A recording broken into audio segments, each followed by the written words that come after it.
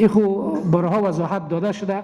که ما طبق نیازمندی ها سالانه مرور تشکیلاتی داریم و به هر اندازی که ضرورت باشد اردومان البته از ابتدا که بار گفته شده از 1 لک